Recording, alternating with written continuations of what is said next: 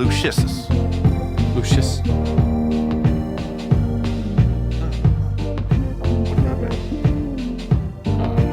gonna meet him at a bar.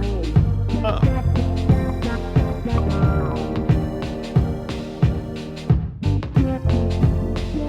Do you need muscle? Do you want me to go with you? Yeah. You want me to hide in the trunk, and then when you open it, I can jump out? Like in That'd be so Jackie frightening. Brown? Yeah. Yeah. There he goes. I love the song they play in the scene. After he shoots Ding, him? ding, ding, ding, ding, ding. Yeah, ding. the music in that movie is kind of the whole point, I Yeah. think. It's so great. Are you okay? Yeah. What about you? I'm blessed. Did you open the show prep, or you want me to open? I'm opening it right now.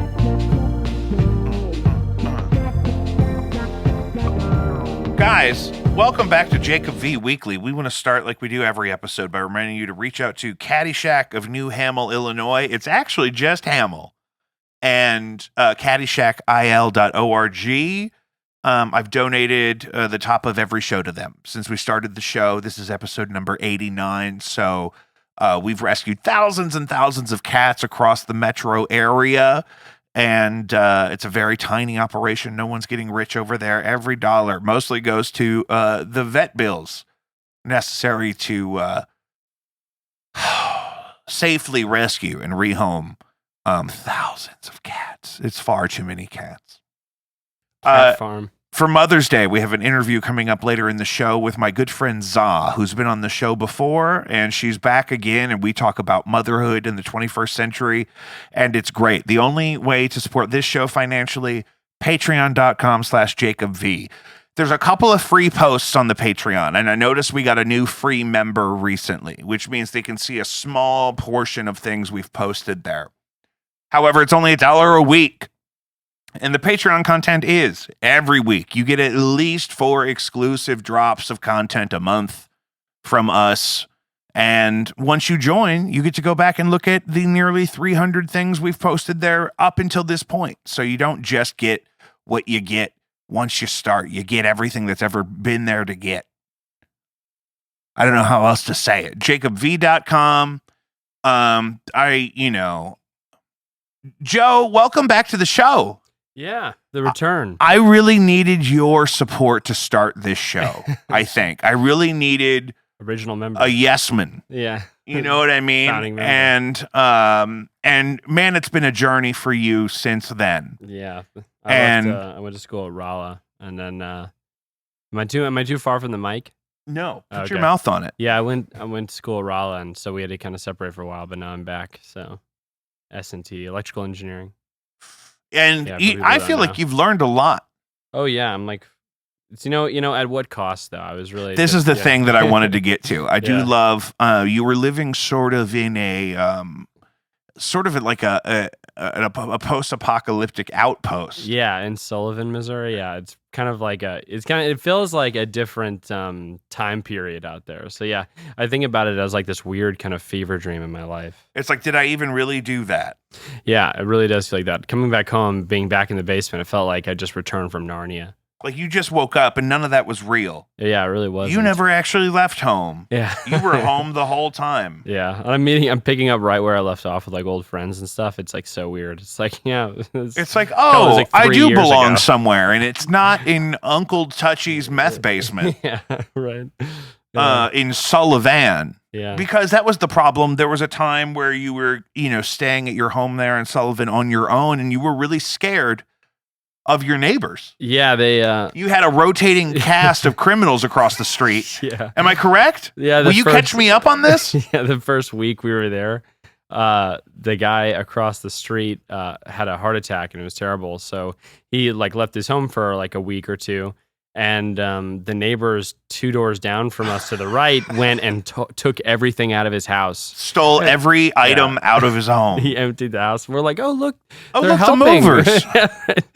And then they come back and like, You're like, they Joe, had where's all our stuff? But what's so dumb about it is They all, were 2 doors down. Yeah, but it was all in like their front lawn and stuff. Like they go over there and like, well, that's all of his stuff, So they were like, well, case closed, And then Open shut case, Doc. The neighbors took it. Look, there's a trail of my shit from my house to my neighbor's house across the street and 2 doors down. Yeah. There's my DVD player. There's my copy of Shrek 3. Yeah. There's my copy of Shrek Forever After. Yeah, right. There's my fan-made poster for Shrek 5. There's my TV. Yeah, right. And then there they are asleep in their own yard full of fentanyl. Yeah.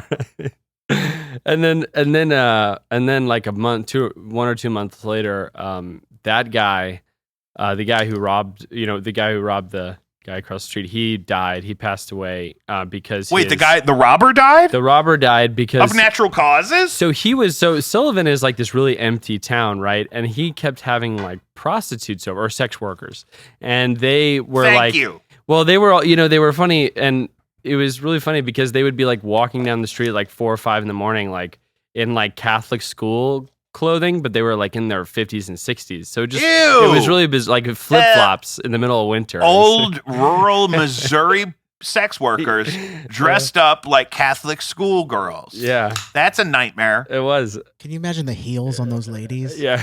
Oh, yeah. The heels. Yeah. Like on their actual feet? On the actual feet. Oh, yeah. They need to get those folded aluminum legs like that guy that ran those marathons. Yeah. Tink tink. Right. That's what Cat Williams called him. He said, "Paul, a little tink tink."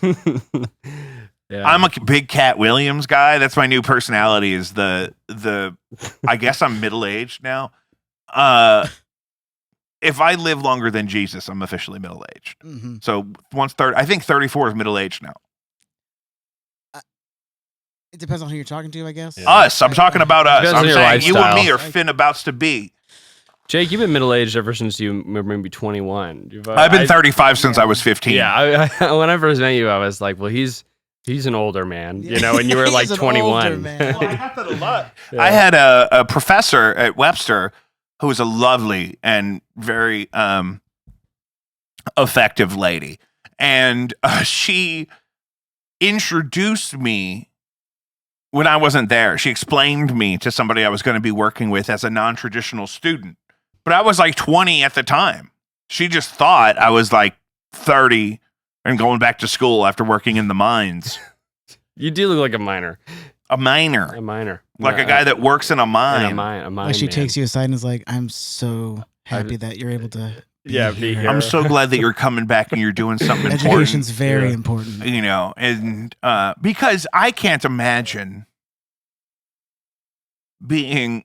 I guess it's not that uncommon. Sullivan was a mining town. Sullivan and Rolla were both mining. Rolla was a mining university. University of the Mines. Through Rolla, University of the Mines. That's what Rolla is Algonquin for University of the Mines. That's true. You know what they call cats? Chicken of the rail yard. I don't know if they call it that. You know what they call bats? Chicken of the cave. Yeah. I love that movie. Lucius, you're not going to join us out here? I'm in here now. Oh, that's cool. You're stuck. We've been doing it like this because they're managing all the audio. And what is your deal? I don't know. You relax. Well, I thought that you're asking questions. You're like, sorry. No, the cameras are so close they're not even going to see this chair. I see. Right on. Have you seen that I can control these cameras with my phone? Yeah, I love that. I think that's so cool. We can hit the headlines because I want to open the show with, enough topical stuff that we don't have to wait 2 weeks to talk about fucking Taiwan or something. Let me look here. Taiwan's. I'm in bands. I'm in a band called No Antics. Please go check out No Antics on all platforms. Hot, fresh music coming out throughout the year. Blinded by Stereo is going to be at the Confluence Music Festival, June 1st and 2nd. I don't know which day we're playing yet, but the whole thing is going to be great. Ludacris and T-Pain will be there. I'm playing with a St. Louis women's choir called Karis. I'm playing guitar in their upcoming spring program in the next couple of weeks.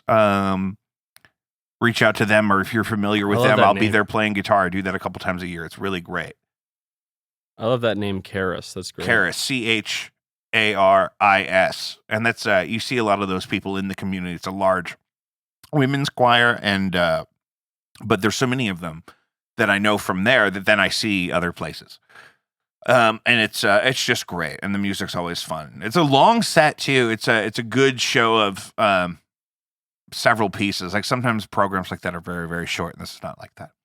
R.I.P. to Steve Albini. Joe, do you give a shit? Yeah, I was really sad about that, but I only knew him from like YouTube videos. I didn't really. I mostly know him from VH1 Classic. Him talking about In Utero, and I think he was in the Sound City documentary that I've watched 1,000 times. So you know how some people watch The Office over and over again? Yeah, I'm like that with documentaries about classic rock. Yeah, because I used to always watch the VH1 Classic when I was a kid. It was like my favorite thing. Well, and you watch the Metal Gear Solid cutscenes just in series. I do love the cutscenes, and you'll watch them. It's crazy. And I watched the whole thing. Yeah. If like a cutscene comes up, I'm like, this is what I just killed all those people for, is to watch this cinematic masterpiece. It's the weirdest from thing 2004. It's so bizarre. That's like people going back and watching the Barbie, animation movies. Like that's the like Barbie people Nutcracker. actually reading all of the credits at the yeah, end of a movie. Yeah, they're not just waiting for maybe there's a post-credit scene. Yeah, right. They're like, They're actually like, oh, what is a key grip? Yeah, key grip number 3 is my guy. I've never asked that. What is a key grip? Yeah, that's so funny. Do they really just hold keys? That's so dumb. And why are you in the credits? And they only had one key grip for the whole thing? They were all over the world. Yeah, right. They took that one man with it's like the football. The nuclear launch codes in the suitcase, they handcuffed to the guy's wrist. Yeah. They need one guy to have the keys in New Zealand and then Australia and then in wherever they shot Lord of the Rings. I would like to be part of the dynasty of the guy who's like, so why does your family How have so much money? How many key grips does an episode of Game of Thrones have? Right. Well, my grandfather was like the best key grip and like this side of like this. Does that mean he just survives with the keys throughout the shoot? Yeah. Are you going to look this up? Oh, right. Yeah. What is a fucking key grip? I want it. I've got a cat in my hands. You've got a cat in your hands? I've got a cat in my lap. In der Straße, ich habe eine große Katze in meiner Hose. The grip is like a roadie for... A senior supervisor in electrical department of a film or television production crew. They are responsible for managing the department's positions, such as lighting and rigging.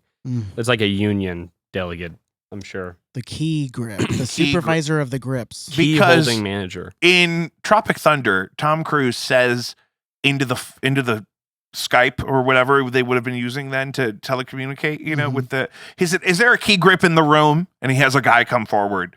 And he says, you, what's your name? Punch that man in the face. I thought like the term key grip must refer to a more primitive version of the role. Yeah.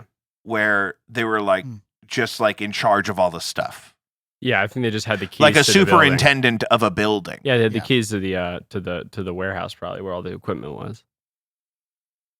Well, because they always they have to sign out the cameras and shit. Yeah. I can't. You know what I've really learned about Hollywood and the whole thing about what got made and what didn't get made back in the day, and like how they talk, it was so hard to, we couldn't have done Good Will Hunting if Robin Williams hadn't agreed to do it or whatever. This is all about people are not hustling and grinding. Yeah, that's true. If you just, everyone's like, you got to rent a camera and it's so expensive. You got to rent 2 cameras. I'm like, buy 3 cameras and shut the fuck up. And then you rent them to other people. We're making a movie here, not a film. Yeah, right. This is not low budget. I've said that before. I said we need to rent out like good pieces of gear, just like on like an Uber style kind of app where musicians just borrow from each other. Are you 6 blocks away from my house and you need a couple speaker cables? Well, guess what, bitch? I'm on the way. I mean, legitimately. It'll be $12. I'll be right there. That's so funny. We should do that. I could probably hustle that up. Yeah. If I just dedicated my evenings to like, listen, did you forget your keyboard stand? I have 9 of them in my trunk. We could just make an app. Give me $9. I'll be right there. Yeah. We could call it Gear Book. No, let me do this part. Okay. You just let me do that part. Gear guys? Gear guys. The gear guys. Yeah. We'll come up and tell you how shitty the gear you have is, and we'll give you stuff to use. Yeah. And Joe, my God. I'm pulling it up. Oh, God. Have you driven past WashU this week? Yeah, it's rough. It's surrounded by temporary rent-a-fence. Yeah. With the added top part. So it's like a 9-foot chain link fence all around the entire perimeter of the campus. Since the incident where there was aggravated demonstrations regarding Palestine and Israel, I think. The only people I knew that were like So I see some creators on there that are getting arrested on the campus. None of them attend the school. The university is just That's always the problem too. Yeah, it's like, and the guy put out I have friends who are employees of Washington University, so I'm a student. I got a letter there as well. forwarded to me from the Dean president. I think it was the president of the Israelis. of Washington University, Joe. And and he was very, very strongly worded towards the few staff and students that were participating in things that were contradictory to school policy in that demonstration we're talking about. However, lots and lots of people were there acting a damn fool who have nothing to actually do with the campus. Yeah. You know what I mean? Because there was no fence until a couple weeks ago. And so you can just walk right in and throw a fit. I would love it if he said something like, because most of the population of the school is like an Asian population. Oh, this is relevant to something I experienced the other night too. But it'd be so funny if in the letters, I'm just going to come out and say it. If you're not Asian, stay off the campus, please. Yeah, listen, we know you don't go here. If you're Caucasian and you weigh 300 pounds, we know you don't go here. There's no way. You would be at Webster. Sir, it's the other one. Egregious. And I could say that because I went there.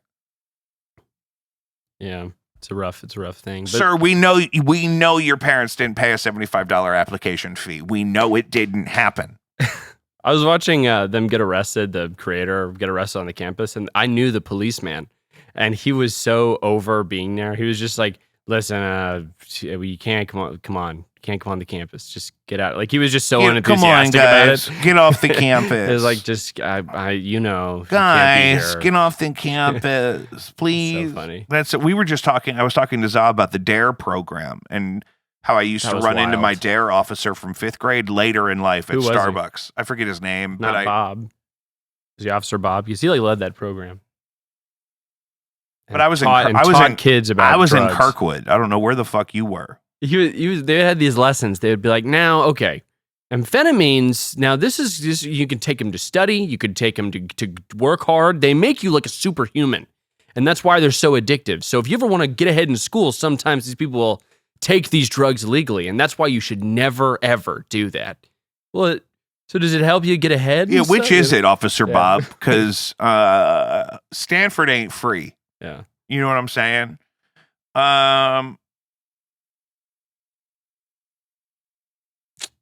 Arrested. Okay, so they're classifying the incident as a protest. I didn't want to say that word if it was inappropriate to call it that.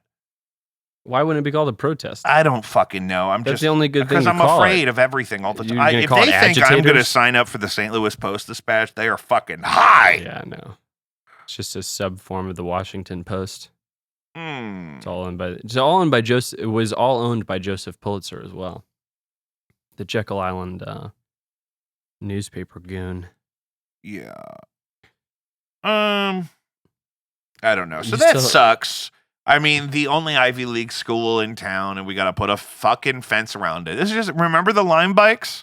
Yeah. We were piling them in the river to pair. That was the funniest thing. There was a mountain of them. Yeah, those were really going to take We off. fucked those up.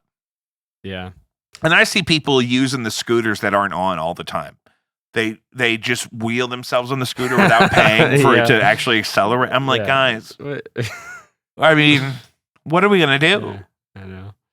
What a weird... We're not going to be able to have anything. And they were paying people to go, like, they were kind of paying people to go pick them up, and then they didn't... It was such a failure. That whole thing was such a failure. Gosh. That was so funny. What are we going to do? Yeah. I like... the Washington campus is very pretty. It's like... So, I mean, it absorbed I play a lot of Pokemon Go there. That fence is going to fuck me up. Yeah. I can't believe Fontbonne closed. Like, all those universities because it's a fucking scam. Yeah, it was a scam. But, like, universities are shutting down left and right. Lindenwood cut all of its sports programs. Well, the kids that are going to school are obviously not ready for school. So there's going to be a massive correction. It's this thing that's quickly dying out because it's so expensive. This myth that you have to get straight A's so you get into the best school possible, and then you get, and that's the only way to ever get a job and support yourself. It's mythological. Yeah, it feels like St. Louis is kind of the place too, because we have such a hot, such a clear poverty line that, and there's such a huge racial divide at times that like it's the way that the slime kind of like rich kids, like it's how they differentiate themselves in the hierarchies. So they're always talking about their high school and stuff. It's really terrible. But like when I lived in Nashville, like Nashville they do not care about education. Like honestly, saying you're like smart there is like not like people here will talk about, I was in the gifted program, and they'll be like living with their parents and like, whatever. There's nothing wrong with that. They in Nashville, you got to be rich and you got to have a heart of worship. Have we talked about the heart of worship? Oh. If you're at church, say you're a single person at church, and you're looking around at people your own age who might be, prospects to continue your life with, right? It's a large church. You're trying to keep it in the community. Your mom's like, I hope you meet a nice guy at church, right? And you look around, the guy who's up and his eyes are closed and he's doing one of these. Yeah, 2 hands up. He's doing one of these and he's singing and he doesn't have to open his eyes because he knows all the words. All the words. Because it's awesome, God, and it's a banger. Yeah. That's him revealing his heart of worship. The girls will say, oh, did you see his heart of worship? Such a weird flex. No. But in a certain community, that's everything. Are you kidding? Of worship. Heart of worship is what they call His it. heart of worship was Did you see his heart of worship? It was so big. Oh, he was worshiping the I Lord. felt like I could just go up there and just put myself inside of his God. His heart of worship. The blood of God. The blood of the Lamb. It's enveloping me. Save the children. We're back. Yeah. I think it's the only place you really can like meet anybody anymore, though, because like there's no like third place to go. Well, because like you'll go to the bar and you'll tell you, hey, where'd you go to high school? They'll be like, creep, So it's like the only appropriate place to, Why do they immediately go to creep? I don't know. I'm just, I'm just stating facts. Unbiased. What are the odds that Tim would text us while we were together? I mean, 1 in a million. I must be ovulating. Who's Tim? Shut up. Okay. How about that, you rat bastard? Tim's been on the show with Lucius and I twice. From the Pride Streams. Oh, I love him. I think it's 3 times. I love that guy. Yeah. No, you've it had was like the 3rd 3 annual editions. Pride stream. I got to make sure I The 3rd one say was that. the best one. That's we a have good our crew. 4th annual coming up in June. It's June. Yeah. Fuck. That'll be soon. Yeah, it's very 4 in a row. You called what you called it? No. Oh, you called the 3 episodes of that one girl trilogy. Well, you could call this one. That one girl. Great. You could call this one The Force Awakens. I have to cut that out because she'll be mad if I leave in that you called her that one girl. She already doesn't like you. Well, listen. I did not have sexual relations with That's that true. woman. You know what? You dodged a bullet there. Should I send Tim like a video of like what's She got, happening right Send now? Tim just a picture even of through the window. All right. Because we're in the. It's so funny. We got a side chat from a friend of ours. We're not streaming live right now, but for some reason we got a text message from the same person at the same time together in a group that's chat. funny. And they didn't even necessarily know we were together. Vibes. That's so curious too, that whole topic of Joe, have you ever had a class that had a bad vibe? Yeah, like a classroom. Yeah, for sure. There are like kids who just like are like hyper competitive. Raleigh was every kid was very judgmental of each other. I've noticed that. I used to party down there. Yeah, that was really dumb. It's just about volume drinking down there is the thing. It's about volume budget drinking. Was my experience partying down there in the 2010s. Yeah, the partying it's not even like, it's really, everybody calls it a party school, but you go down there and it's like a lot of guys wearing like capes, like they'll wear like Hobbit capes. There's a lot of cape wearing at Raleigh. A lot of gentlemen in capes. Where do they wear the capes? They wear them on campus. It'll be raining and they'll put the hood up. It's they'll like put the hood up on their like it's Lord of the Rings. Like, and they're not like being sarcastic about it. They're like, this is really how I'm choosing to use a technology for rain protection that's primitive. Not kidding. A lot of elf ears. They're wearing the elf ears. We didn't have a gender for the bathroom. All the bathrooms we all walked in and out of them. by the time I left. So it's a pretty liberal. It went from one of the most conservative schools to like one of the most liberal schools. Well, it's a conservative area, but I think a lot of that old guard retired. And so with that, you import academic professionals from other universities, and most universities are going to be more. You're going to find a lot more liberal universities in your hiring pool if you are a university. So that's just naturally going to happen over time. Yeah. Right now. Not that that's good or bad or, whatever. I feel like when I got there, it was very geeky. It used to be because there's like 40 frats there, but like now it's, more geeky and kind of nerdy. Like that, Well, and I think it's such a high bar academically that, like, if you look at the general population, unless a kid is expressing an aptitude for that level of mathematics that would prerequisite most of the programs there, I mean, normal people are not pursuing that stuff. Yeah. Like, it used to be a normal guy would notice he would have an aptitude for math, but his identity wouldn't become academia around it. You know what I mean? You know what's funny is a lot of people drop out of the electrical engineering program to go into the mathematics program because the mathematics program is so much easier, and it's easier to get your PhD in that too. So like it's actually crazy how much harder the engineering math is from like regular applied mathematics. It's a tidbit there. Clip that. You know what I mean? What else? I don't know what we're going to do about the schools, you guys. Don't get me on that rant. Somebody shot one of Drake's security guards at his Toronto home. Where are you on that beat? I did not know that. That's crazy. Why is that not all over the news? That's so awesome. And then it was all over the news. That's how I found out about it. And then and then like 36 hours later, a separate person was arrested at that same home trying to infiltrate the property. So the beef is not good. Things are bad with the beef. Yeah. And if you're in the greater Toronto area, do not go to Drake's home. They should call it Drakenheimer or something, like the Barbie Oppenheimer thing, but instead it's gang warfare between Drake and Kendrick Lamar. Yeah. I don't think, again, this is one of those things, like there was a documentary that was all narrated by old footage of John Lennon. So it was narrated by John Lennon, but posthumously. And it was probably called Imagine. It was probably on Showtime, maybe the Independent Film Channel. I can't remember. And one of the things that they have documented is there was a guy they found living in one of his orchards on his property. Wow. And they brought him in, and the guy explained that, he just wanted to meet him, and he felt like the songs from Abbey Road were about him, and he just, he was obviously unwell. Everybody, and so they brought him in, and they made him a nice breakfast, and he looked like a homeless hippie kid of the time, dirty, but not old. He was a young man. Yeah.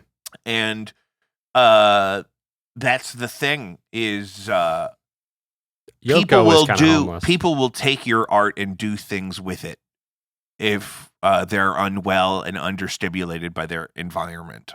So I don't think anyone should ever go to a famous person's house. I have driven past some famous houses, but not onto their property, and I didn't stop and take pictures. I just drove by. I kept at normal speed, drove right by. I said, "Look, there it is! Wow!" They always put so much shrubbery in the front that you can't even get a good picture. That's the thing. Like Jack White's place in Nashville has a giant fence surrounded in trees and stuff too. It's, you can't really see anything without compromising that boundary. And I've been this close to him. Yeah.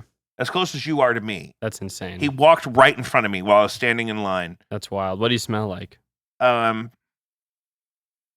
funny if I didn't smell like him. It'd be cool if he smelled like weed. I don't think he's not really a weed guy. He's not. No. It's gonna come out that he was a meth guy. I guarantee it. It's not gonna be meth. What do you think it's gonna be? I know he's an alcoholic. In that Zane Lowe interview, the most recent one where his hair is short and blue, he's slamming that beer. Yeah, he's drinking like a brown ale, and he is housing it. It's going. Sometimes they're with a beer and you don't really see it change much. He's not having that problem. And I remember the Rolling Stone interviewed the Raconteurs one time before they played at Irving Plaza on their first tour. Yeah. And the guy felt the need to mention Jack White had ordered a Caesar salad, and he ate it super fast. Wow. It was gone. Yeah, he was. He very just was hungry. like Caesar salad, and I think he thinks he attributes that to being in a large blue collar Catholic family growing up. Yeah, somebody said that like he would like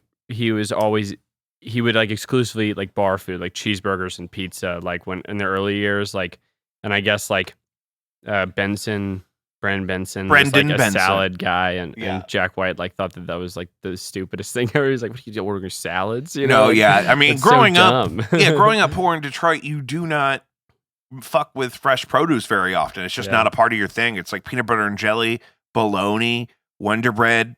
You go through so much bread you don't even put it in the fridge. My wife and I put bread in the fridge. I don't eat several slices of bread a day. I try not to. You know what I mean? Yeah. How much bread do you eat in a day, Joseph? I'm not eating a lot of bread. I avoid Are you it. missing Dairy Queen? Are you still getting your occasional Dairy Queen? Yeah, that was I the don't thing go out about of my- Sullivan yeah. is you were fucking that Dairy Queen up. It's a Dairy Queen. That Dairy Queen is probably going to close. Yeah. The fast food restaurants out there are so worn down. Like there's just nowhere else. Like there's not a nice restaurant in the whole town. You have definitely. They have something that you would often get in surplus because you moved away. Yeah. What did you usually get at the Dairy Queen in Sullivan? I got a chocolate brownie, blizzard, and then I got like a cheeseburger and a medium Coke, and or I would do a dipped cone. That was the other good one. Now, do you have to eat the dip cone first? I eat the dipped cone first. Right away? Yeah, that's the move. Why? I don't know. To get the sugar kind of going. It's nice with the kratom. Take some kratom. I'll take some kratom.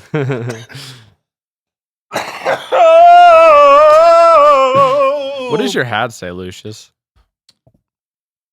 It says Is it a test? Yeah, that's what I thought. it says You don't have to. I didn't mean to make you take it off. Is it a secret? Feel it's invasive. Wayne feeds Wayne Animal Health Aids. Whoa. That's on like the two icons, and then it says Tri-County Feed and Fertilizer. Oh wow, it was amazing. That's from a farm store. It's from Fee the shop. St. Louis Antique Mall off of St. Charles Rock Road. in Oh, that's Bridgeton. funny because you were on the farm today. I didn't I know was on the animals farm got today. AIDS. Did you interact with any of the critters? I saved a little tiny box turtle from crossing the road, possibly getting snatched up by a hawk, and so I put it into You're the always tree What was the name line. of that dog you saved? Dog that I saved? You remember you Wait, saved is that this dog? like a? Is this Oh, like a? Yeah, the dog on the side of the road. We named in her the- something. Fuck, I forget what we named her. It's on a former episode of the show. Yeah, it's one with Tim. Tim's on there. It's one of the Pride streams, There was of a which small there's been dog 3. that was on this like major highway, major for northeast Missouri. It's like a Highway 54, and there's semis going by at like Oh god, yeah, it's like Freaking 90 miles 50 an hour. miles an hour through this like small town, and I just see like this small Shih Tzu Yeah. in the middle of the road. It like just missed a Jesus. semi. So You're always saving some shit it out was there. like a Sunday night at 8:00 at Oh, night. I've heard this story. Actually. Yeah. yeah, and you returned it to the.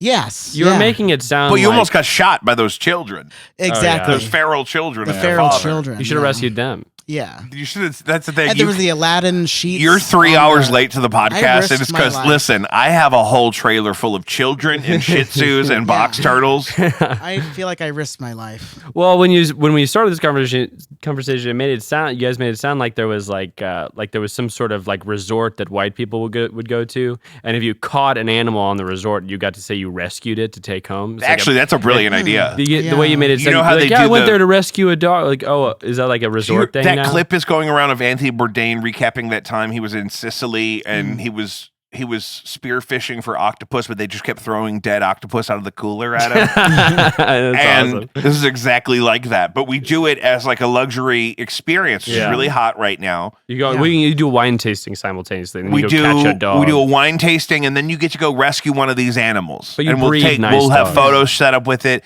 Lasso that llama. We'll say you rescued it. You get to rescued it. name it. Lasso the llama. And you don't have to take it, but if you want to take it with you, we have all the paperwork ready. No pressure though, because we'll rescue it to somebody else next weekend. Yeah. There's a bachelorette party next weekend. We're not going to have any llamas left. Those bitches are going to wake up Sunday morning hungover with a llama Yeah, at Southwest, trying to figure out what to do. that's so great. So what we do is we rescue animals, and then we in a enclosed woodland environment. We let people who are staying on our resort rescue those animals again. Yes. It's called rescue recycle. Yeah. It's called upcycling. It's called we got to work on this. But that's the thing. We got to, because we're rescuing the animals anyway. They're only going to eat the finest foods. That's my biggest problem. Why I'm always talking about I need dog food, because I can't just get dog food that is good enough for my dogs any time of day. It's hard. You got to plan ahead. I guarantee you what's going to happen is the dog food is going to end up being healthier and less GMO and like less pesticides and less preservatives than human food. It is and already. We're all going to start eating dog food. If you look at what I ate today like versus what's in the food my dogs will eat throughout the day today, their food's definitely better. If you look at, you just take the ingredients. Yeah, and they're good looking dogs. You don't even have a treadmill for the dogs. They don't need it. They got that ramp to the backyard. Yeah, so when it's icy, it's like a treadmill. No, that's true. Yeah. And, I've been asking this contractor to come give me a bid on tearing that sucker out, and I haven't heard from them. These kids now, nobody wants to work anymore. Yeah. Well, I mean, actually, no. The demand for tool belt jobs has gone up, so they're all like Elon Musk now. Like I'll pull up at his house. Yeah. You gotta go? I'm good for now. I'm good for 10, 15 more minutes. Oh. Yeah. What kind of kit is that? What kind of drum kit is that? That's a vintage Ludwig maple. Really? Maple. Yeah. I don't know if they called it the classic maple at the time. Highs on those. They call that psychedelic red. Psychedelic red. Wow. It's psychedelic because it's mostly blue. Yeah. That's pretty great. Mm-hmm. You guys practice here too? I do. Lucius does. Yeah. The ceiling, it doesn't look very finished. I mean, do you hang? I don't know exactly what all went into the treatment of the space up there, because I don't think that's like concrete. I think that's like foam insulation. I walked into the kitchen of the taco place and you rat bastard. Hey, what's going on? What's going on, guys? Listen, while I'm here, I'm gonna get God damn it, you did not.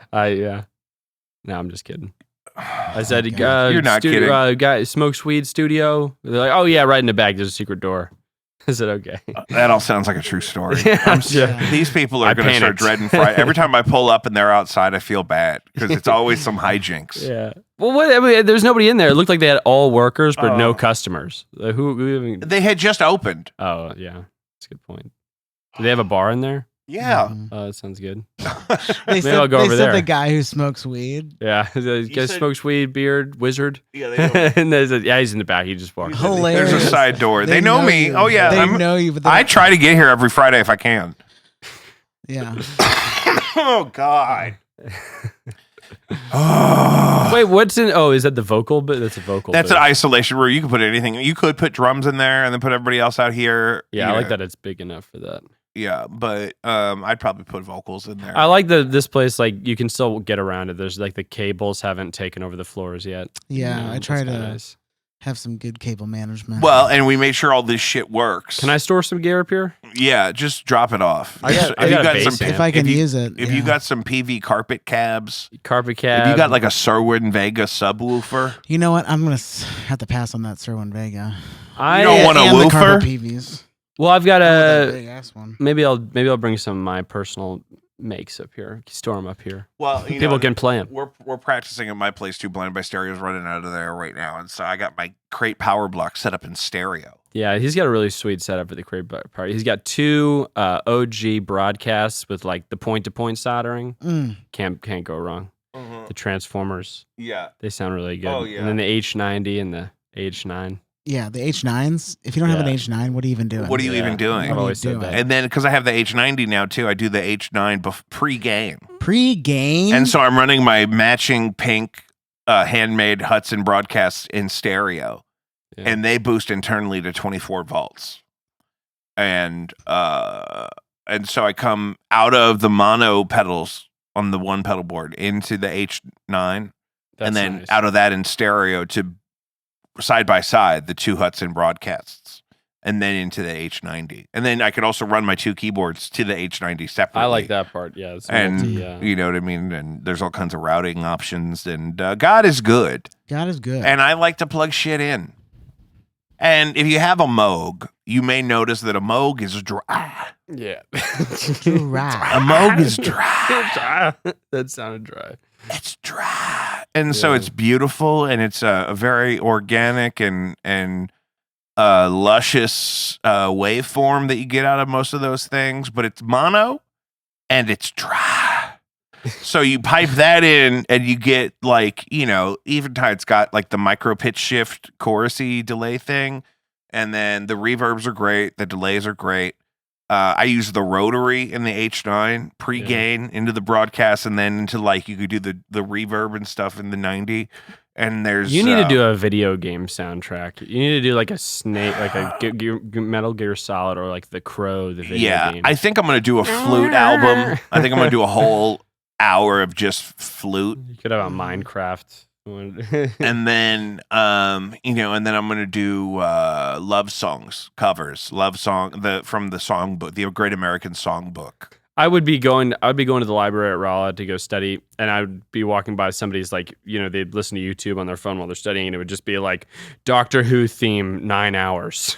9 hours to repeat Doctor Who theme. He was like a 22-year-old. I'd be like okay. Like, that's not okay. You're not in a good place, guy. There was a day where my wife listened to Pyramids by Frank Ocean over and over again for 15 straight hours. Oh my It God. helps that it's kind of like 2 or 3 songs. It's 9 minutes long. But ADHD is kind of like that, though. But we used to talk about that like it was torture for inmates of Guantanamo Bay. And now people are self-soothing with 30 seconds of the Doctor Who theme song on a loop for 9 hours. Yeah, exactly. There was a guy I met who used to run what he called a pirate radio station here, where he had a low signal broadcast. No, that's huge in New York again. Oh, good. I think it should come back. In a densely populated area, it makes some sense. Yeah.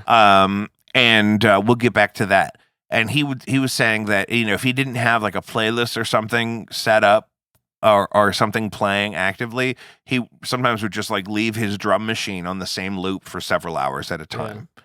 And that would broadcast at like a low frequency. Yeah. So people within 30 miles with a car radio could just ham radio is like that, though. Like the people, like those guys are like that, where you're basically, the whole concept is it's like a sport. You're kind of casting, and whoever picks it up feels like it's a little gem. So you're kind of like, it's like that game where they'd put stuff in the forest. It's like airdropping shit to strangers on the subway. Yeah, yeah. And it's like, you don't know who Tisha is, but she's about to get a picture on my booty hole.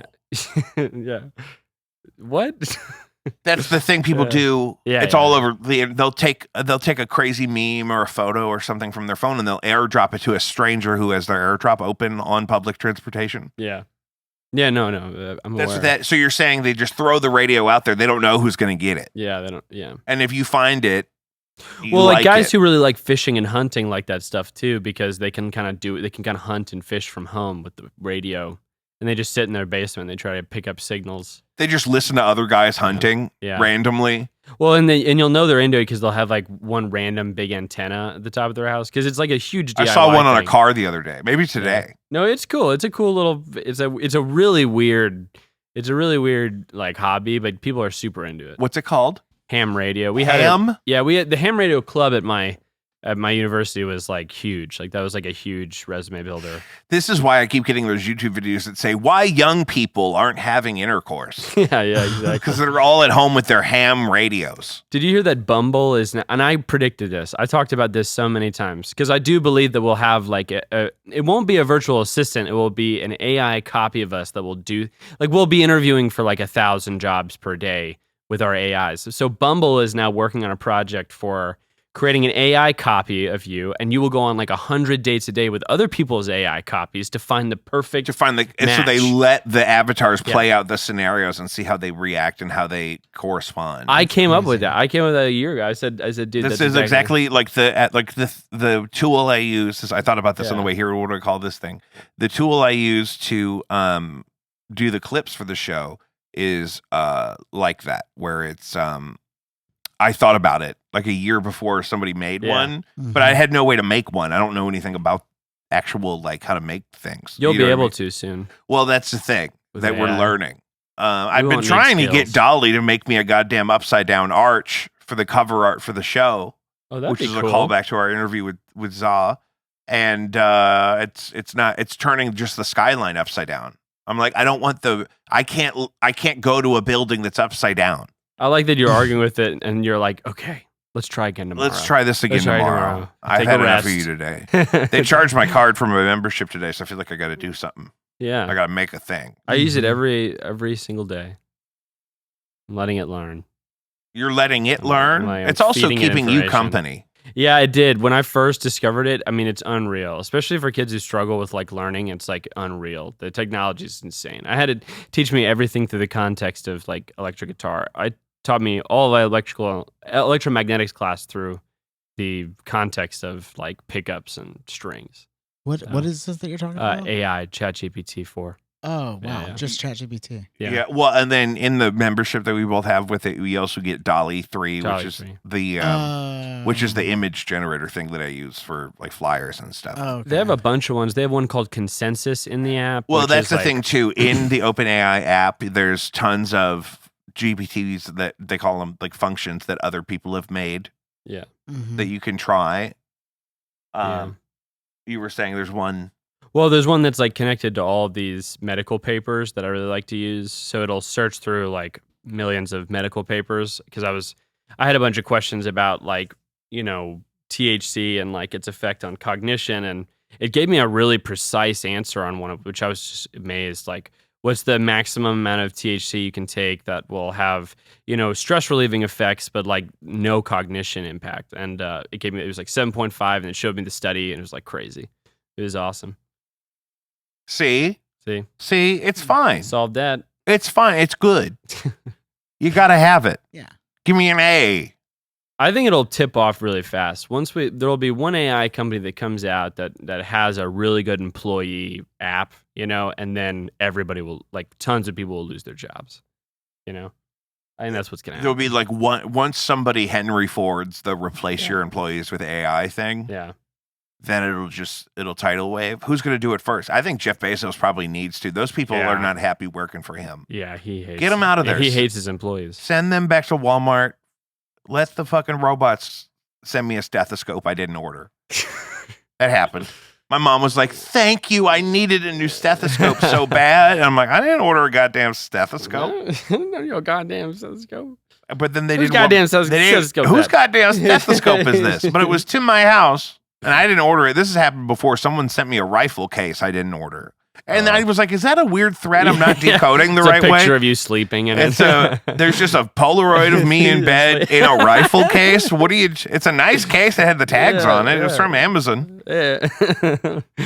Yeah. Apparently the one that's supposed to, so GPT-5 is supposed to come out this summer, and apparently it's just going to be like Sam, I feel like I'm going to update whatever. it from the App Store, and then it's just going to like a Venom hand is going to come out of my Yeah, phone right. and grab my face. grab your face.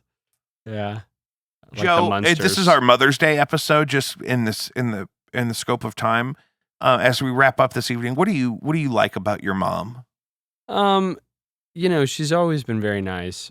I've known her my whole life, and she really has always been there for me. I love my mom. She welcomed me back home after I left Rolla and gave me a place to stay in the basement. So that was fantastic. And now I can work on all my projects down there.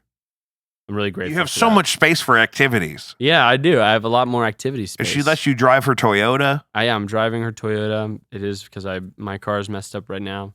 But I think it's a mutual thing. I come upstairs and when she's watching, the Desperate Housewives shows, and I riff on that for a They're while. called Real Housewives, I think. You know what's funny is Desperate like Housewives was a fictional show. It was just like 2 seasons. when my mom started watching those, I realized that girls like those shows out of like things they can't control. They're like, I just have to watch that show. Like my mom would never have watched that show, but just one day she started obsessing over it, and she can't explain why she likes it. I so think what you're talking about is you get to witness a level of like chaos or like villainry even Yeah, villainry. that has no consequence to you. yeah, that's good. And you also can't do anything to change. So you could just witness it. And it's kind of guilt free because it's packaged and there's commercials for reverse mortgages.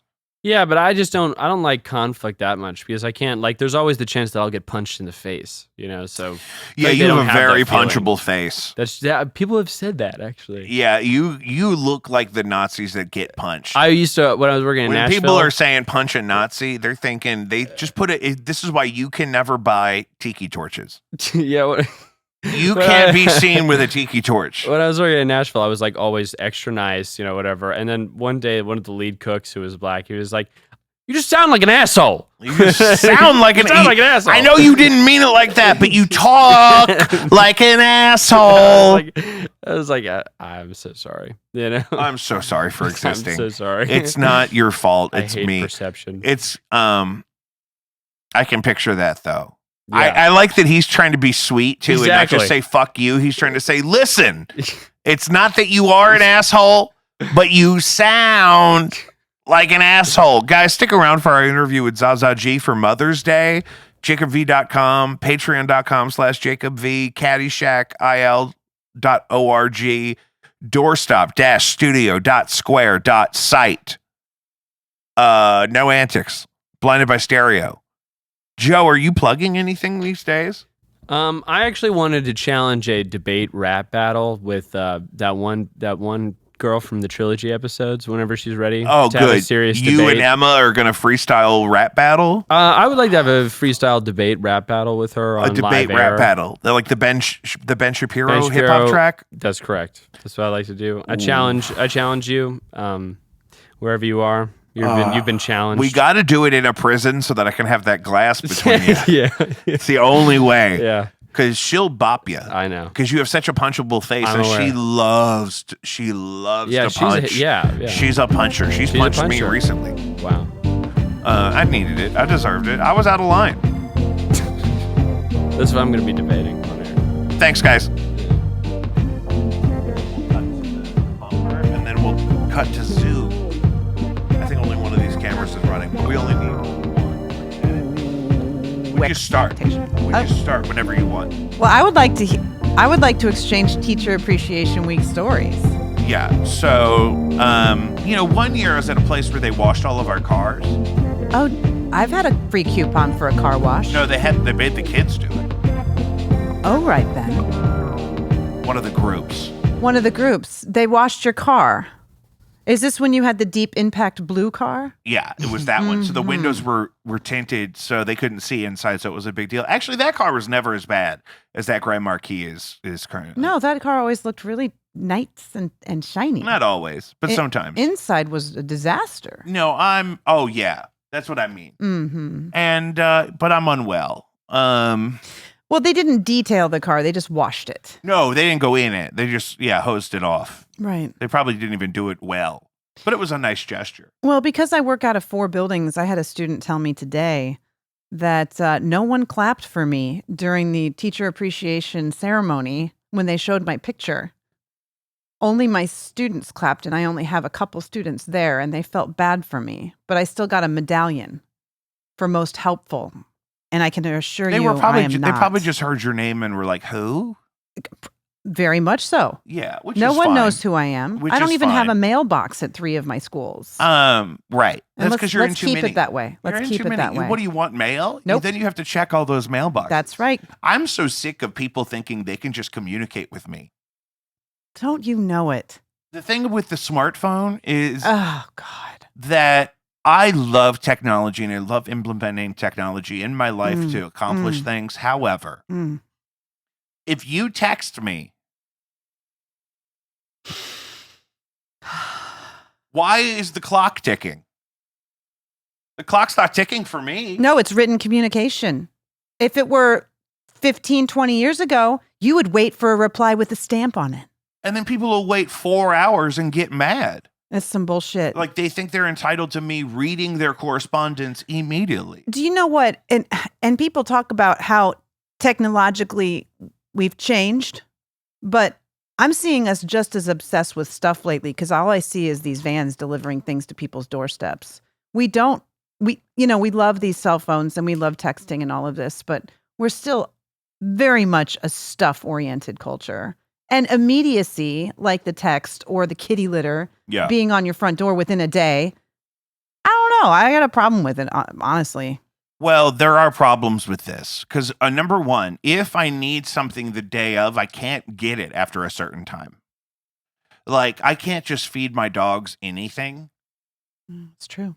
I can't just feed my dogs anything. No. But if it's after 8 p.m. most days, I can't get the caliber of dog food that I like to feed my dogs. There isn't, but there at the same time there is no slow boat anymore. It gets there real fast. It's just your lack of ordering in time, really. Well, I tried to do the subscribe and save once, and it wasn't in stock the day they had planned to send it, so they canceled my whole subscription. I thought you had kitty litter on regular. I was since doing you that for a were long time, and in I need to do downtown, that right. again. Okay. And I need to do that again. You know what has made the kitty litter situation so much better is now I use the cat box liners, which are it's like a trash bag. And my mom turned me on to that. It seems wasteful to me, but we know what it's like when you're just, I don't know. I'm not steeped thrilled with ammonia. I'm not thrilled with deep in your nostrils. I'm not thrilled with the whole prospect. It's not good. This is kind of going to come out around Mother's Day. And can I just ask you, and again, I don't want to over specify anything. I really just value your perspective as it would be valuable to other people. So what is motherhood like in 2024? Oh my goodness.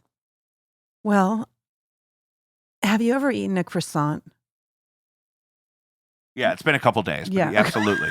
I had to think, did I have the chocolate croissant today? And I haven't. So, well, a pain de chocolat is not necessarily what I don't have it that good. I don't have it that good. I eat all kinds of croissants. We get the fried croissant donuts sometimes. Oh, the cronuts? Mhm, we They've do got that. them in St. Louis? We do them. Schnucks will have them sometimes. Okay. I didn't know. I thought that was a Brooklyn thing. I'm not surprised they're here, but I've never heard of it. Don't I know it? Come on. Fuck. You were saying mothering okay, in 24? Hold on. You got to have a sip.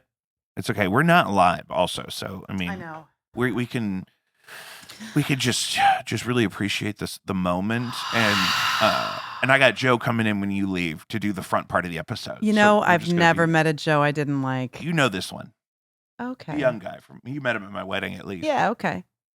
So, Lucius was in my wedding. oh yeah. I forget who I made out with at your wedding.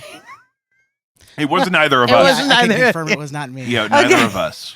Oh, that's my wife's cousin. Oh, it was okay. It was He's on a her sweet side. boy. Oh, he really No, that's was. his thing. He loves an older woman. He loves mystery and mania. He loves the M. We call him Eminem. This is a triple mystery, mom, and mania. Yeah, he loves I am the mysterious triple threat. manic mothers. Oh my goodness. I am in the golden age of parenting, so I don't have a lot to complain with. I'm about ready to jump off a cliff, the one of puberty. So I have a 9 and a 10-year-old. Yeah. And I can't. That makes me feel so old. They- I was a baby. I can't believe I should not have been old enough to have even had a job when I met you. I was so young. You were young. I was too young to be working. You look the same as ever. I should have been in the south of France. And that's where I was at your age. I should have been in the south of France having a cronut. Cronuts make you go nuts. Cronut. I think I had some very strong opinions about American motherhood over the past 5 years.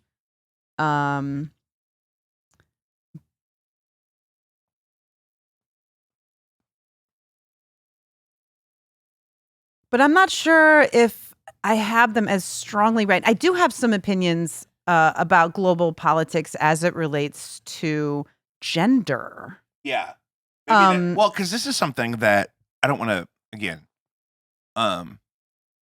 something you expressed to me early on. You were pregnant with your first child, and you told me that you were scared to have a girl this early in the 21st century, that it was a scary time to be a young woman. It's almost like I knew how much rights would be regressed. Yeah. And I was so naive. I really didn't think any of that would happen. And Because here it told has. to vouch for you. You used to always mention that it's a slippery slope and people are trying to take our rights away all the time. America is really a land of contradictions, right? We have the most rights protective state in the entire country, in the world. In some senses, we have the highest standard of living in some senses. But in other metrics, we are doing real shitty. at some things. So I don't know. There's some days I wake up terrified for my kids as they're growing up, and there's some days I'm like, hell, the faucet works, the toilet flushes, we've got enough to eat. Let's do this. Let's just keep going. Well, because it's got to be overwhelming. Because so much has increased in our awareness of what's wrong with the world, but not much has increased with our ability to do much about it. Well, the fundamental problem is that the major religions completely beat out any femininity or feminine influence into their doctrines. And as it has passed over the past millennia, it's become worse and worse and worse. And so that is the religion that was intended to be practiced is completely gone. And what we have now is an absolute and complete patriarchy in every single culture of the whole world. And the problem with that is when you don't have equal voices or people making decisions, then you're just going to get more of the same. Well, that's something maybe you just helped me realize, because I've been doing the show more because I haven't been paying for therapy. So I got fired by my last therapist because my card got declined. It's the worst. Listen, Biden's fucking up. And I should be in therapy every week. And if the government knew how badly I needed it, they would pay for it. It's just an awareness problem. Don't get me started on mental health. Send me the form. Let's just bookmark that and parking lot back to that. Lately, we've been noticing, since I've been out of therapy, I've been increasingly infatuated with Catholicism, not in a way that I want to participate in it, just I find it fascinating. And the Gateway Arch, which my great-grandfather helped build. Yeah. And I think maybe that's the ghost of the patriarchy clinging to me and trying to say, you have to keep this infrastructure of oppression in place, which I don't want to do. And because if we turn why do all the major religions oppress feminine influence? I want to turn the arch upside down so it's a giant receiving instead of a giant repelling. Like a field goal that says, come on in. Yes. Yeah. I think if we just took it exactly like it is and just rotated it 180 degrees, I think it would be more inviting. It was very, very open concept. Because there's no wall around it. So it doesn't need to be a gate like you have to walk under it. It should be a welcoming peace sign of liberty and steel. A peaceful field goal, if you will. A peaceful field goal. I would like that. And I'm sure it would function just the same. It wouldn't, it might fall over, but we could figure that out. No, we could figure it out. It hasn't fallen over yet. That's right. We'll put brackets on it. Some brackets, maybe some braces. We'll make it an M. Ooh, I love that idea. We'll just put two isosceles triangles. And it'll be, I think, because then you could fly right through it, not worry about hitting the top of it. Don't you know it? You know what I mean? Because it's open on the top like a field goal. Now that's a vision. I love this. Back to the doctrines why do the doctrines oppress feminine influence? Well, first and foremost, let's look at the people who wrote them and I'm not an expert in any of these fields whatsoever. I want to give myself a disclosure there. Right. No, everyone knows. But if you read any of these books or any doctrines over the history of the world, women aren't in them, meaning they weren't writing them, they weren't consulted about them, and neither were they even reading them for a time. And so when you have a completely lopsided way of, advancing society that does not have equal say, not that there's just two sides anymore, I'll get to that. You have an incredibly imbalanced picture of the world. It's in my estimation, it's why we have so few left-handed people in the world. Why do we have so few left-handed people in the world? Do you know why? Tell me. I know why I'm not left-handed. It's because the feminine divine has been repressed globally since the beginning of time. And this side of your body is technically the feminine side, and the right side of your brain does the things that are considered more picture-oriented, less, more. I hate to say that the right side of your brain is more feminine than, and the left side of your brain more masculine. But I will say that the left side of your body would be considered in any ancient culture as being more feminine. And in some cultures, it's the unclean half of the body. When you wipe yourself in many, many places around the world, you wipe yourself with the left hand because it's the unclean hand or the wrong hand. And then in English, it translates to having the right or correct hand, which is completely absurd. Right doesn't always mean right. So we really need to make a turn in our entire language that is faulty. And that's just something that we need to change. I'm not being as funny as I'd like right now, but No. This is important. I don't have time for you to be funny. If we were here for 3 hours, we could be funny and serious. We got to save the world in the next 30 minutes. well, it is possible. Okay, do you want to know, in my humble opinion, why we have so many? Let's see. So we have a gender transition right now and it's been going on for a very, very long time. I recognize that just within the past 20 years, we've started to recognize that gender fluidity happens, and it's a range and a scale. It's not a either or, like biological born sex is completely different than gender. Am I right? Absolutely. Okay. So if we've established that, which everybody I think can agree with, my humble opinion is there are many, many, many men leaving masculinity because it is so toxic and it's just not a cool place to be anymore. It's a very uncomfortable place to be. So we have many men crossing into being something considered not male. And then we have a lot of women that are transitioning into something and bringing femininity into the masculine gender or into the male arena. Both things are positive, and both things lighten the load of the patriarchy. It takes away from the patriarchy. And do you think the global secularization of mainstream culture is a part of that? Probably. I mean, I think we're the most protective country regarding gender in the world, along with some Northern European countries.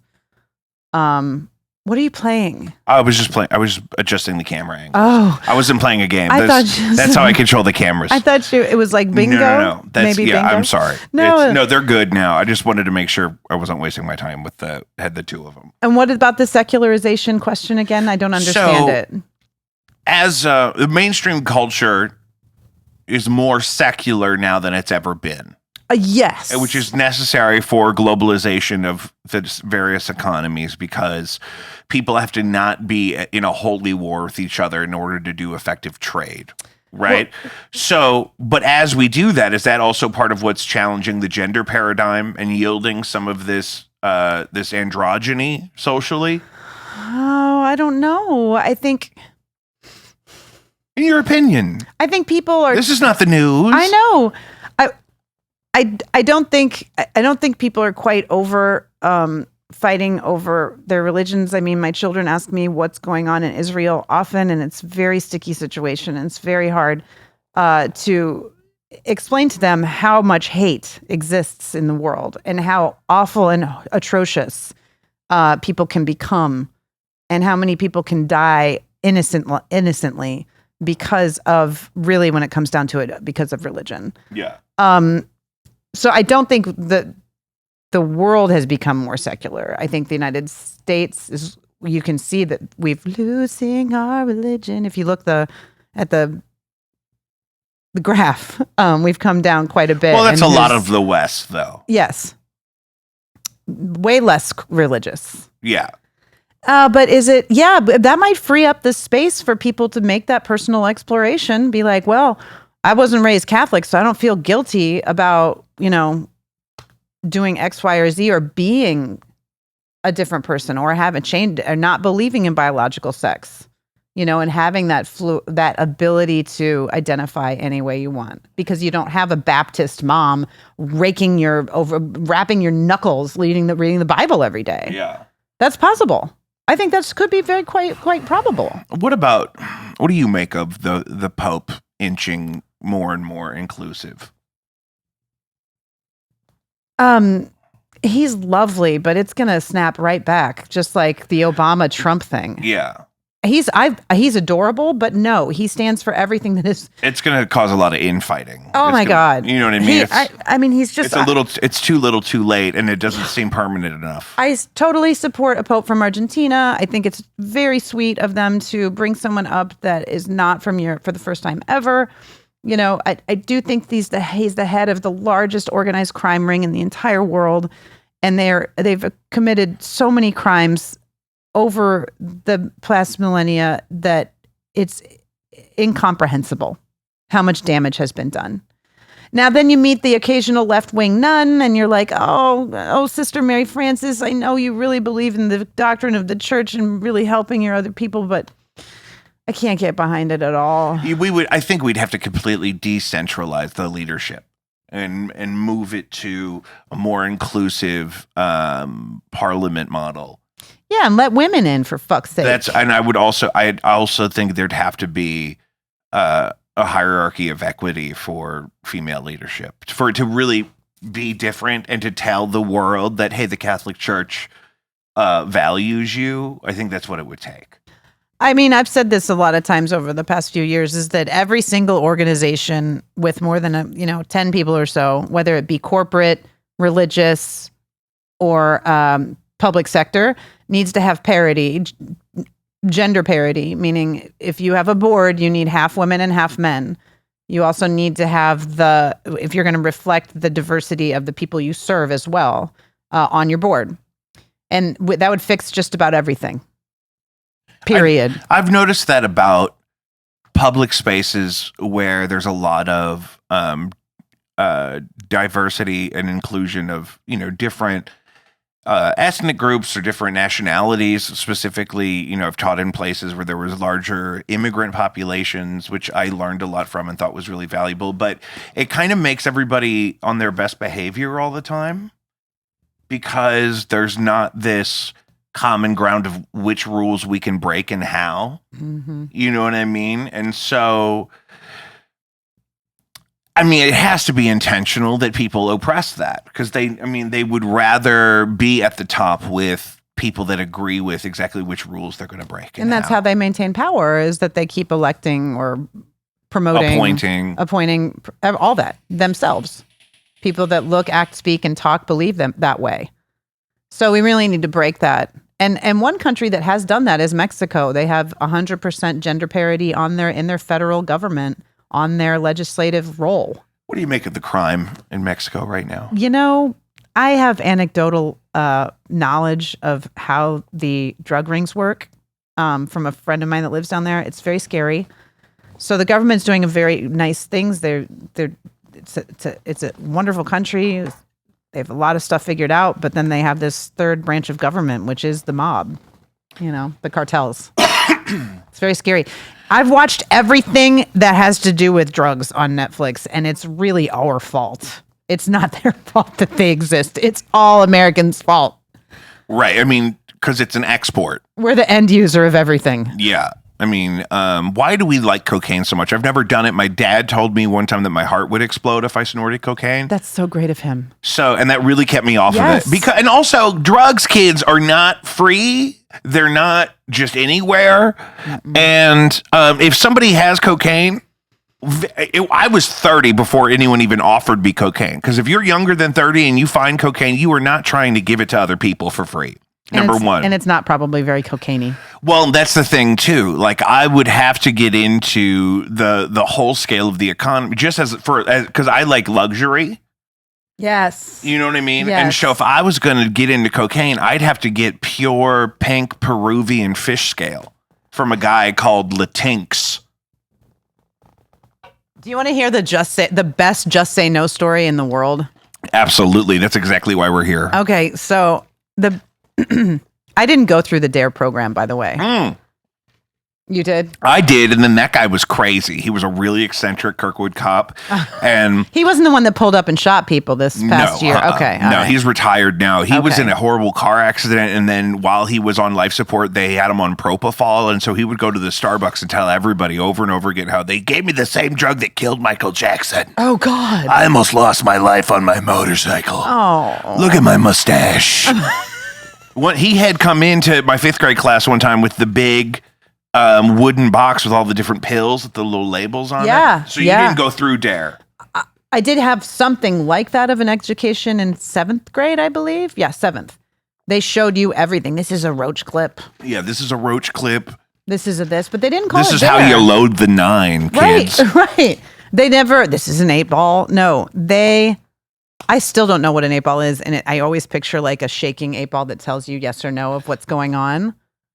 But anyway, they didn't call it DARE when I was in Isn't it like- Nebraska. I don't know. It's a certain amount of cocaine. So I'm in It's a unit. I'm in La Paz, Bolivia, which is the world's highest capital. And when I say high, I mean elevation. It's like 4,000 meters, which is like 12,000 feet. How does that affect your pH? It fucked with everything that I knew. It was bad. It was very hard. I was in the Andes Mountains for 2.5 months, and I was very ill. Anyway, I'm in La Paz, which is all a very lovely city, and the people are beautiful and nice. I can't be that high all the time. Yeah, that elevation. So Is it like that in Colorado? No, not at all. It's nothing like that. Maybe if you go to like Breckenridge or something, So which is don't like go to Breckenridge because 14 I'm not going to ski, so I don't necessarily need to be that high up. No, and it's this. The higher you get, the snottier the people. Really? Yes. Why do they go up there? 14,000 feet because they think they're special. Like Boulder, is that too high? No, Boulder's perfect. It's fine. It's too expensive. That was though. built on a crystal, though, and you're going to be running into a lot of assholes there. on a crystal. What? Never mind. I'm in La Paz, You're in La Paz. and How many thousand feet? It's more than. Oh, geez, it's 4,000 meters high. Oh, okay. So 12,000 feet. way more than that. Okay. 2.5 miles up. Yeah. Denver's 1 mile, and it was quite a bit more than that. Okay, more than Denver. We'll crunch the numbers in a second. So anyway, we're teaching yoga, renting an apartment, living inside a vegetarian restaurant, doing the thing, living the dream. And apparently there's this tourist joint down the street that is like a cocaine bar just for tourists. And they like sell you like La Paz grade cocaine that hasn't left the country yet or been cut with anything on a CD But won't case. that kill you to on a CD case. Won't And they that just kill you give to the snort pure cocaine? Well, the people that came back that were telling us all about it were really having a good time. Because I've also heard this, that if you have pure cocaine in the motherland, like where it comes from down there, that it's a much smoother experience with much less of a decline. That's what I've heard. Did I go to the tourist bar that served pure cocaine in La Paz? I just said no.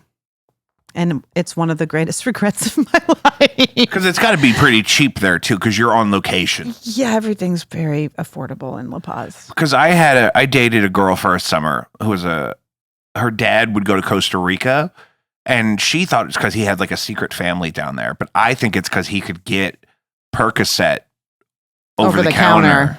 You know what I mean? Yeah, you can get Tramadol over the counter down there, Percocet. Which is so good. Yeah, and you could get it back in. You just got to check the bag. Yeah. No, I didn't even. It was in my purse. Praise God. Because it had a barcode on it, so they're not. It's not. It's not their business. It's not contraband, sir. No. Sir. That is my medication. Right. Do you have any good TSA stories? You know, I've been very fortunate. I slept in a pod once in an airport. That was crazy, but I've been to 40 countries and 45 states, and the TSA has always been real nice to me. Are there any states you haven't been to on purpose?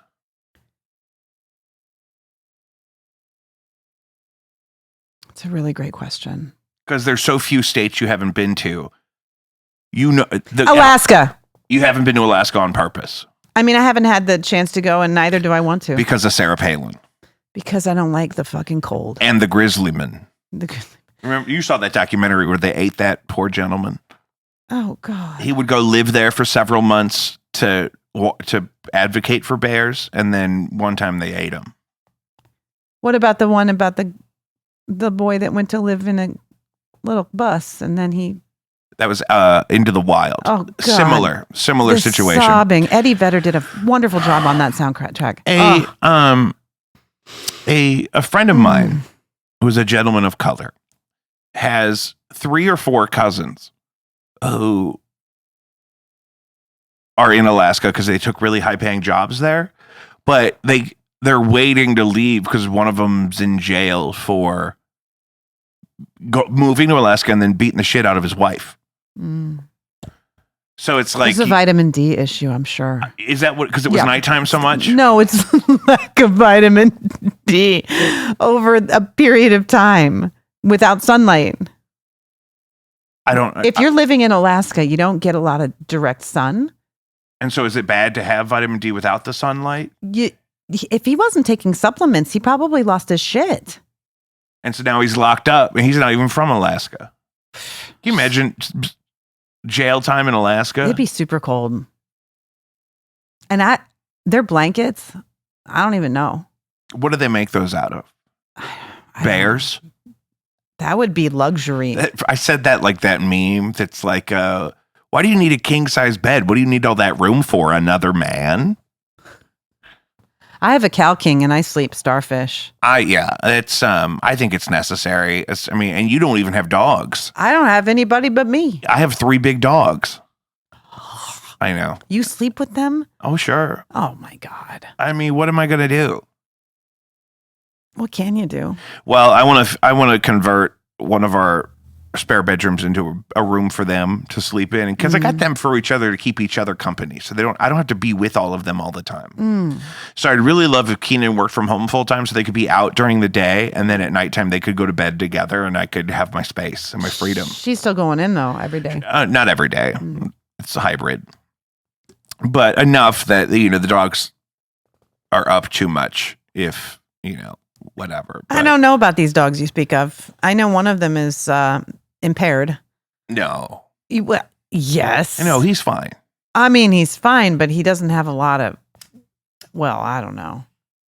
Oh. Did you see my new tattoo? Yeah, we talked about that.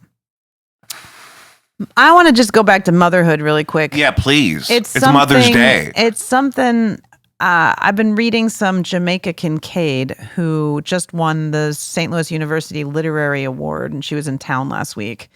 What an amazing author. What an amazing individual. And she wrote a book called My Brother, and it was a biography about herself and her brother, or a memoir, I suppose. Her brother died of AIDS in Antigua at the age of 33. And the way she spoke of her brother and her other brothers, and the way she spoke of her mother was just fascinating to me.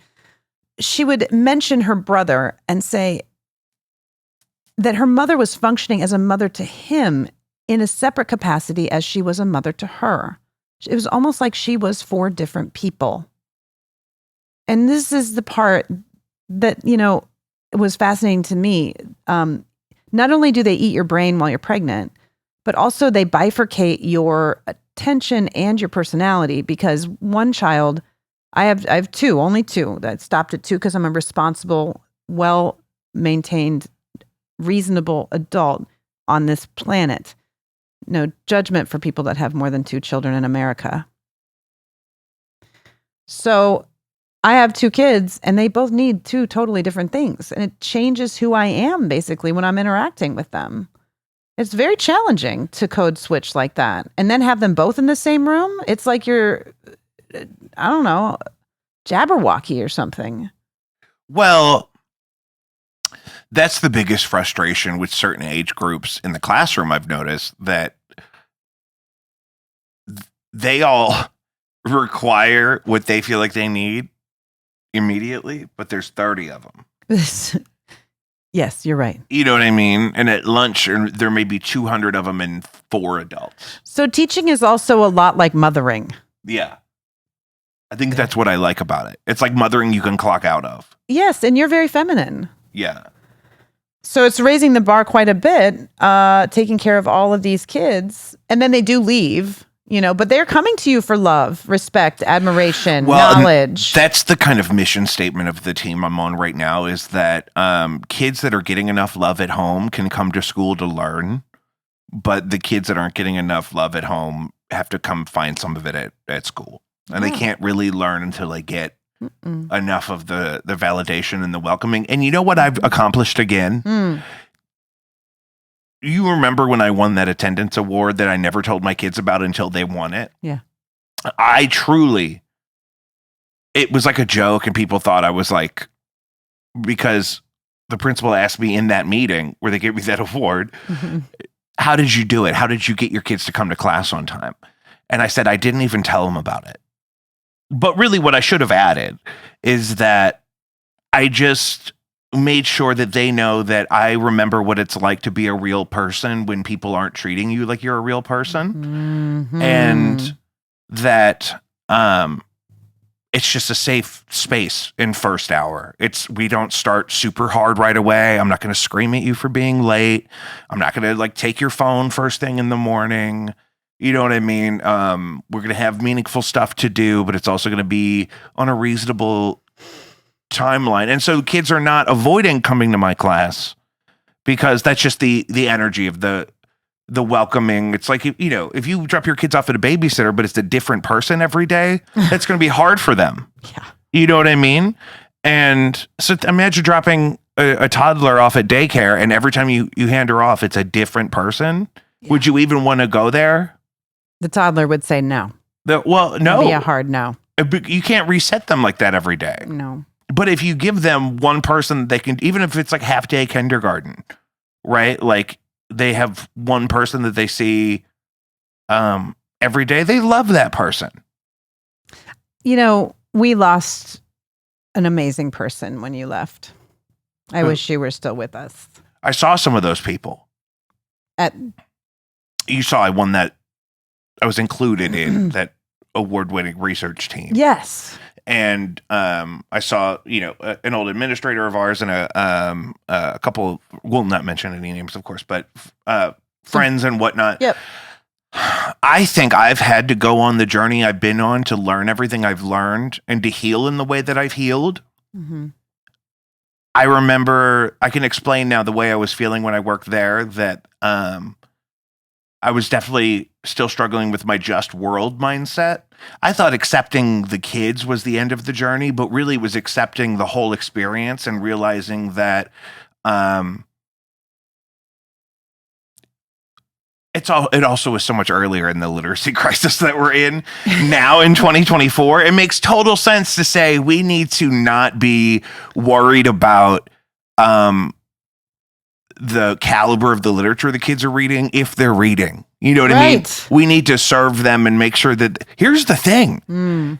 The kids are federally entitled to a certain caliber of education until at least they're 16, and whether they act like they deserve it or not. Yeah. They're federally entitled to it. Yeah. They're born with it. Yeah. At least since 1990, right? In which case, and I'm the first person who will tell you that they need that, and I will fight people for it. And it's like the number one thing I most believe in, because it's the only reason I'm able to function as an adult at all, is that I had access to a decent public education that wouldn't give up on me after I got kicked out of Catholic school right down the street from here.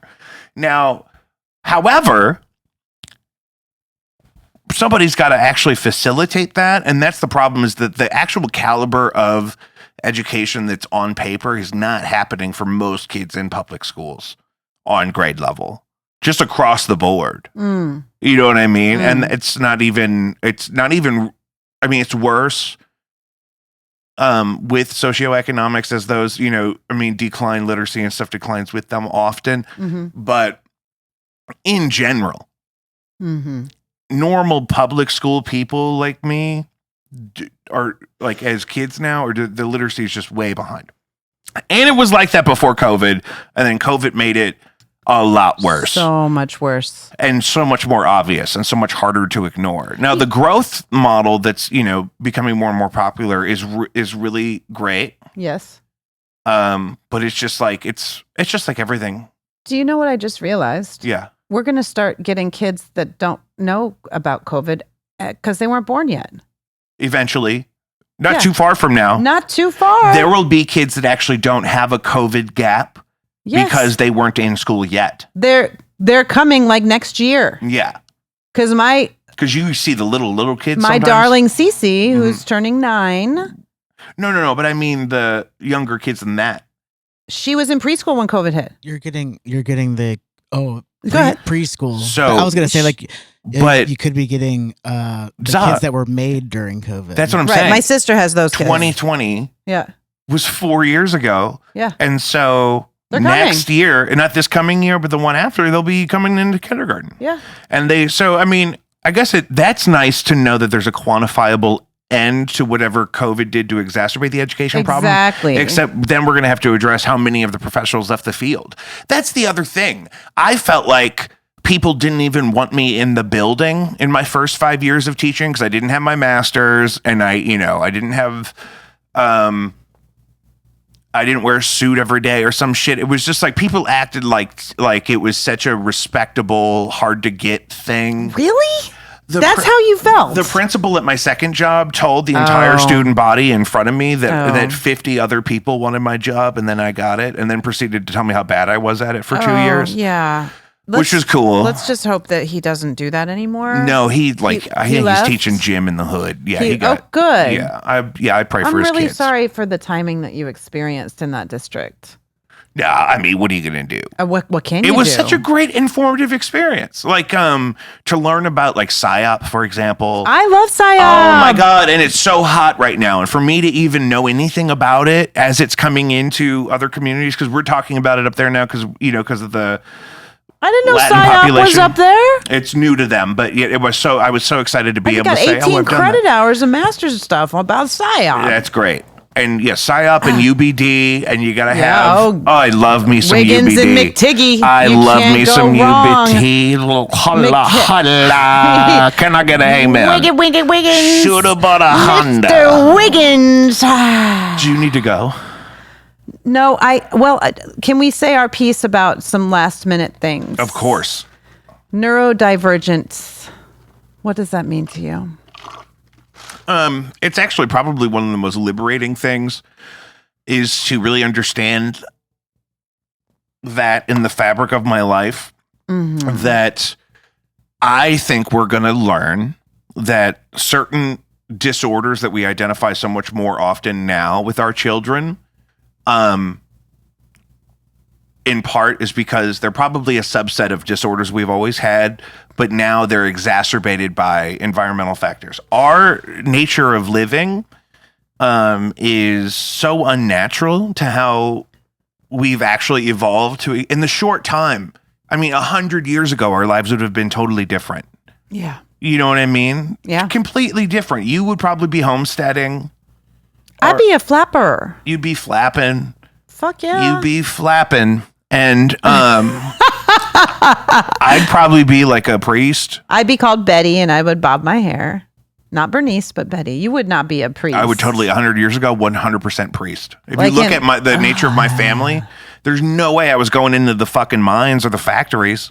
So you'd be in the clergy. I'd be a fucking You'd be a priest. And gay Catholic misogynist. Right, yeah. Mm-hmm. That's what would have happened. That's And I'd be a dancing tease whore. yeah. That sounds great. I think that's who we are on the inside.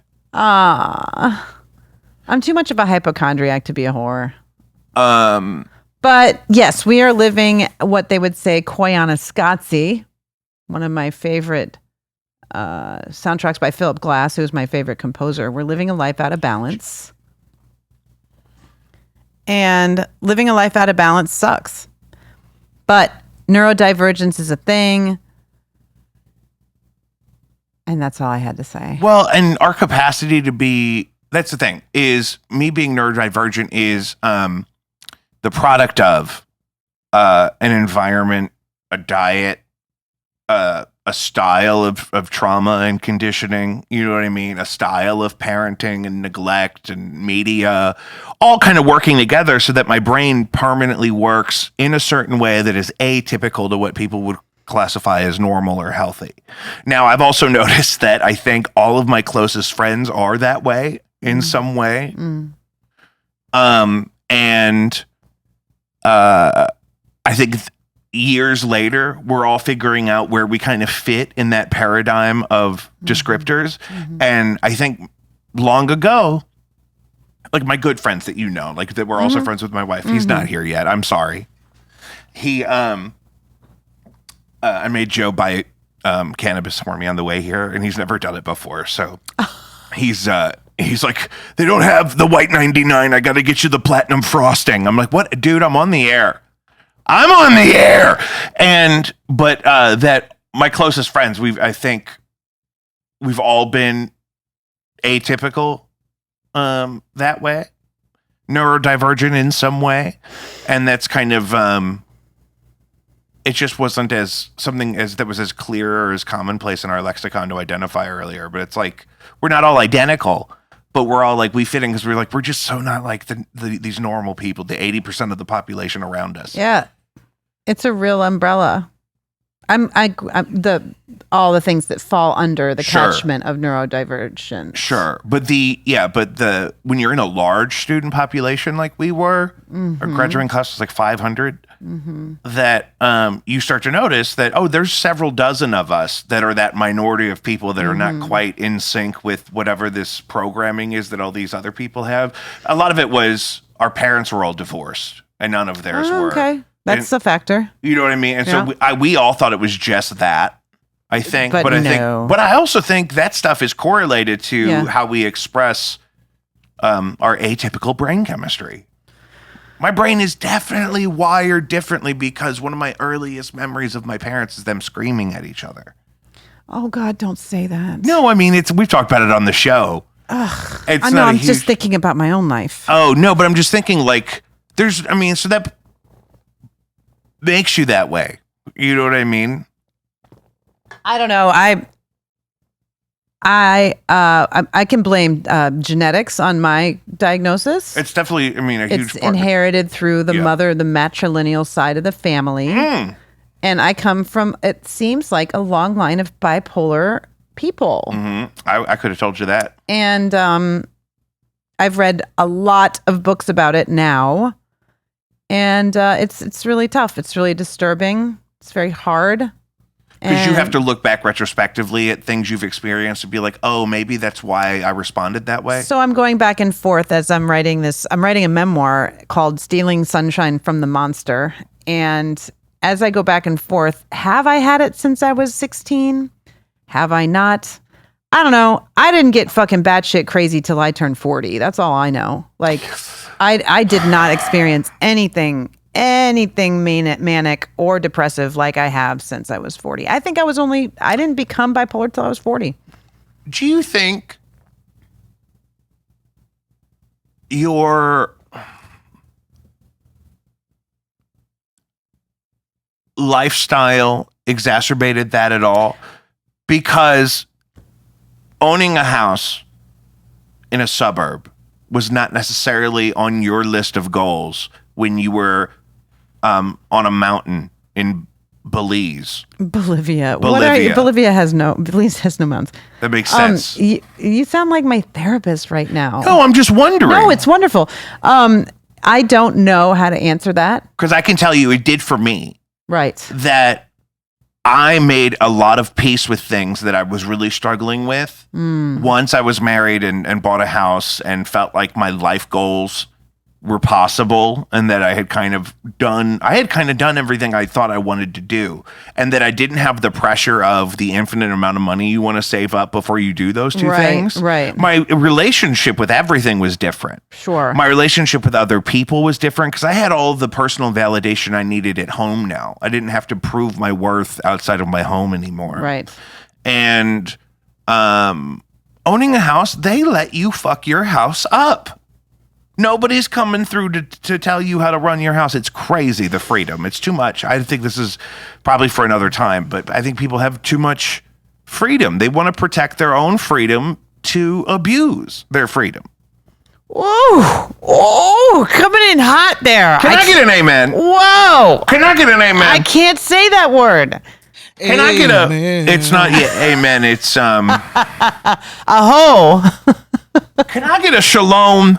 Shalom. Mishallah Allah. I think being neurodivergent at my age is incredibly difficult. I do not think I was bipolar before age 40. Bipolar 1, by the way, which has a very short life expectancy and the highest suicide rate of any. It's the most dangerous diagnosis you can have in the entire DSM-5. And I'm going to cure myself. BP1? Bipolar 1. Seriously, more than any other. Did you skate today? I did skate. I skated 6.6 miles. Where? I always skate Forest Park. I didn't know if it was every day. It is beautiful. I've been getting up 10 minutes earlier at least so that I can take my commute through the park. Yeah, which is my favorite way to do it. Now on the way back, sometimes I don't because it's hard. But on the way there, I go across Hampton and 40. Yep.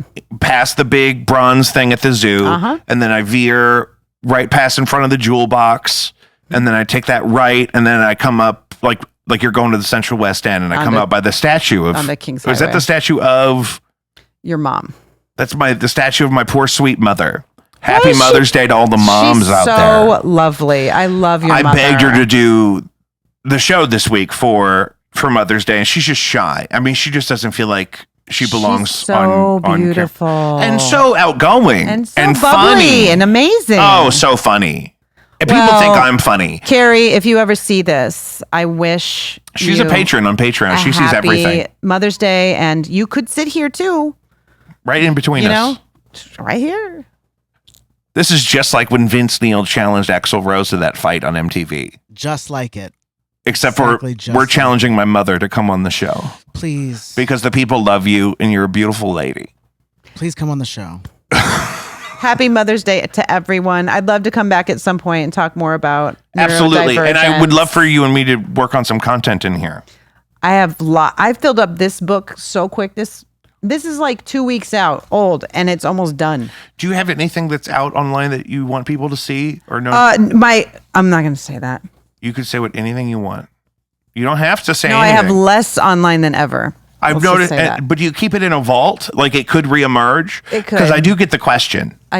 There are people, there are young people. Absolutely. Hey, hand to God. There are people that I'm good friends with who are in the music community here locally. They play in bands and stuff, and they know everything that I see them enough. They know if I make a beat for something, if I work on a video for something, they know about it. And so they asked me like, man, most of that stuff is not up right now. No, I had to take it all down because of middle schoolers. Let's just say that. Yeah. And that makes sense. But it's, you know what? I'd love to have, my favorite piece is Chode. And I love that song so much. And it needs to be out there and people need to listen to it. Yeah. Do you want me to host it on my Patreon? It's completely inappropriate for anyone, really. Patreon's kind of the Wild West because it's a paywall technically. Woo! Maybe. I miss things. So yeah. Well, I've been really trying to get speaking of, everything we were talking about, more range in the population I represent in my guests. And so anytime you want to come through, I've actually been told by Patreon members that sometimes they need a break from Clay. That Clay doesn't have to be on every week. Well, maybe I'll get some high ratings and I'll come back and see you soon. Yeah, it's been a long time because we had to do the last one on Zoom because we were in quarantine. It was right when something big happened too. It was right when Ukraine. No, it was before that. It was before that. Something big had just happened. Shit was popping. I'll find it because it's on my channel. It might have just been COVID. It might have just been COVID. Something big was happening. Like we were all pissed off about something. What was it? Something was happening. It could have been COVID. All of our worries are. Hey, I did want to ask you this earlier. It's totally unrelated to anything and not an emergency. But did you fly much before 9/11? Sure. I flew to Europe when you could still smoke. So On the plane, I mean. what do you just what pops into your on the And I did. I smoked all the way to Spain. I would love to suck down a I just Newport King 100 on a plane. all the way to Spain. Oh my god. Drinking beer. I was 19. All right, guys, happy Mother's Day. Bye. Hey, Mom. No, I just wrapped up the first segment of my pod with Zaza. Happy Mother's Day, Carrie. Thank you. And then Joe's going to come through and do the front of the show for me. Oh, I always, well, thank you for calling me that. It is nice of you. Okay, well, you didn't have to tell me that. It's an audio medium.